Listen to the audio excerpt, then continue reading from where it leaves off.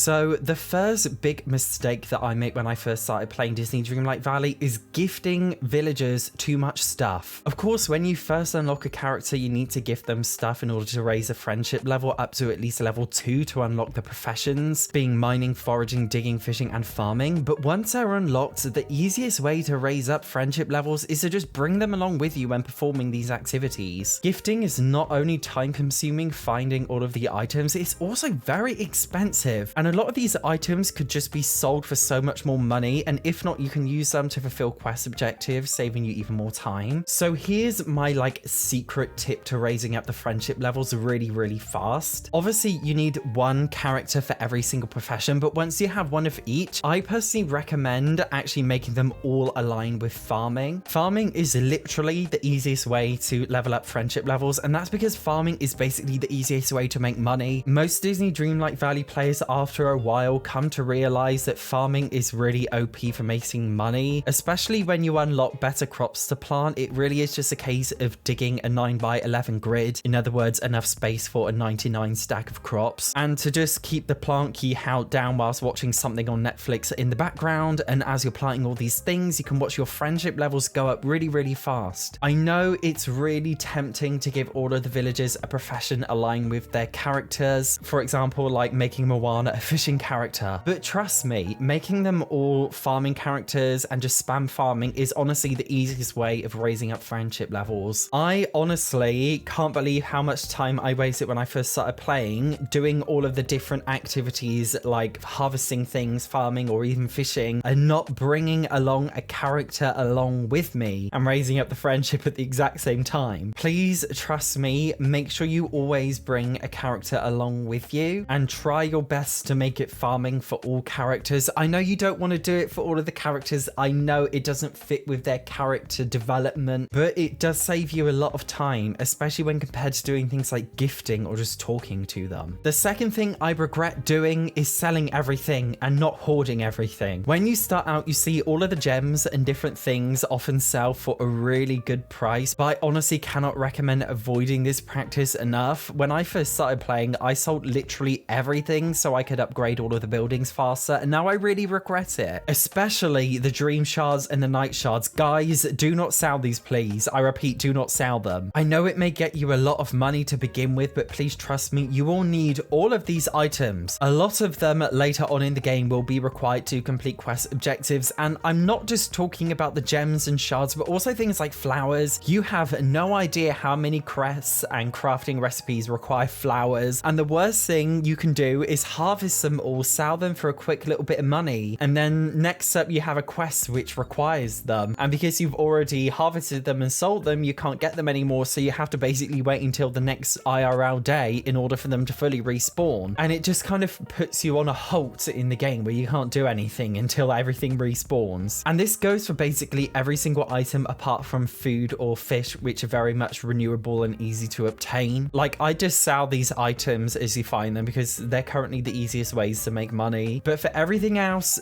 do not touch it or you'll regret it like I did. Just save it somewhere in a storage box. The third regret I have is not crafting chests and carrying everything with me. Storage is a nightmare in Disney Dreamlight Valley, and that's because it's so hard to come by. In order to get enough storage, you have to upgrade your house by a lot, and that requires a lot of grinding to make money. Crafting loads of chests is basically the easiest way to go about this issue. Chests only really have 2 rows of storage per chest when you start, which can be a bit annoying, but it's a lot easier to just craft all of those chests rather than to grind loads of different harvestables in order to pay for the house upgrade. And best of all, everything in the chest can still be used for crafting and cooking, even when they're not in your inventory. When I first started playing the game, I used to put everything that I needed in my inventory. Like, I'd go back to the house and get it, and then go off, for example, to Remy's kitchen in order to cook something, but you don't need to do that. So if you put, for example, loads of food in your chests, you can still access that food when you go to Remy's kitchen, meaning that you get loads of free storage space in your personal inventory too when you do it this way. When I first started playing Dreamlight Valley, I basically used to carry everything around with me, and if it didn't fit, I just sold it, meaning that I then had to find more of these items again in the future because I didn't hoard them. When you craft loads of chests and just organize different things into different chests, you save yourself so much room, and because because of the way the storage system works, you don't always have to carry everything around with you, so this way just makes so much more sense. The fourth biggest mistake that I made was only fishing in the little sparkly circles. When you first play the game, Disney Dreamlight Valley leads you to believe that the only way to fish is to run around aimlessly trying to find a circle to put your fishing rod in, but you can actually fish perfectly fine in literally any body of water, and I personally recommend doing it this way so much more because you're more likely to find seaweed, and seaweed is incredibly useful as it's required to make fiber and rope, which are both very important items for crafting. And because seaweed is technically considered like a junk object by the game, the drop rates for it are a lot higher outside of the special circles, even though they're literally more useful than getting fish. I can't believe how much time I used to spend running around to all of the different circles trying to find seaweed, when these circles are literally more likely to drop fish. And getting fish takes a lot more time than growing crops to make money, so fishing isn't really the best thing you could be doing in the game anyway. Oh, and by the way, as I mentioned in pointer 2, if you do come across seaweed, do not sell it. Please keep it, because you will need tons of it later on in the game. I promise you tons. So the fifth thing that I regret is not rearranging the world soon enough. The game never really prompts you to like move everything around. It prompts you to put things in the world, but it doesn't really prompt you to customize things that are already in place. And one thing that really surprised me when I first started playing the game is how customizable the world actually is. I used to spend so much time running around to all of the different harvestable locations and all of the different character houses because everything was dotted around so randomly, but now I just place like all of the forageable bushes and trees right outside my house in the game. This is where I also do all of the farming so I can easily run back into the house to regain energy. I also recommend removing any random trees and rocks that might get in your way when traveling around at the start, just to make the game a lot easier. Also, something I didn't realize that I know a lot of other people don't know too is that you can actually move the travel waypoints to anywhere, which makes traveling to different areas so much easier. I know at first it does make the world look a lot more bare and empty when you remove things and place things in a very functionable way, but as you begin to unlock nicer things throughout the game, you can always replace them in any way you like to make your map look a lot more beautiful. But at first, I honestly recommend focusing on rearranging things to make them more functionable rather than fashionable. And then as you start progressing through the game and you're unlocking more things, and when you're at a place where you feel like you can focus on making the island more beautiful, that's when you can start changing things around. But when you're just starting to build everything up from the start, I recommend just changing the entire map out to make it totally functionable. Put all of the houses in the same place, put all of the farming and harvestable things in the same place, like just put everything in really easy to access locations and you will thank me later. And the sixth biggest regret I have is rushing to unlock everything. I know the whole fun gimmick behind the game is that you get to live with your favorite Disney characters, but there is so much more to enjoy rather than grinding all of the Dreamlight to unlock all of the villagers. When I first started playing, I really panicked and rushed myself to unlock every character and every single thing that I possibly could, and I really regret it because I didn't really take the time to focus on the quests that I already had with the pre-existing villagers, and I didn't spend as much time raising up their friendship levels to unlock some of the nicer items and things. I had a lot of FOMO, and that's because compared to almost all other Disney Dreamlight Valley content creators, I haven't really unlocked that much, but I don't really regret it at all. At first, I was almost stressing myself out to grind out so much stuff in order to unlock all of the doors to the different realms, but really, you unlock a lot of the stuff passively anyway without even realizing it just by enjoying the game. And it's not just that, but also rushing to complete all of the quests to begin with, or just rushing to unlock too much money very fast. Although I think it's good when you first start to try and make things easier for yourself, like I said, rearranging the world or doing lots of farming, I think it is important to not stress yourself out doing it. I remember when Animal Crossing New Horizons first came out and everybody was creating these really extravagant 5-star islands and everybody was doing their 5-star island tours, and everybody else started rushing along and joining the bandwagon because they all had FOMO, and Nintendo literally came out and said, guys, stop. This is supposed to be a chilled out cozy game that you just plod along and enjoy. Why are you making it stressful for yourself to do all these big extravagant things with it? That's not what it's supposed to be. I feel like everybody's doing the exact same thing with Disney Dreamlight Valley, but there really just is not any need. You are not competing with anybody else to have the most beautiful looking world or to unlock everything at once. You are just there to have a good time and just enjoy doing whatever you want. If you want to see me do any other Disney Dreamlight Valley tips and tricks or hacks videos, I'm more than happy to do those. Thank you so much for watching. I'll see you in the next one.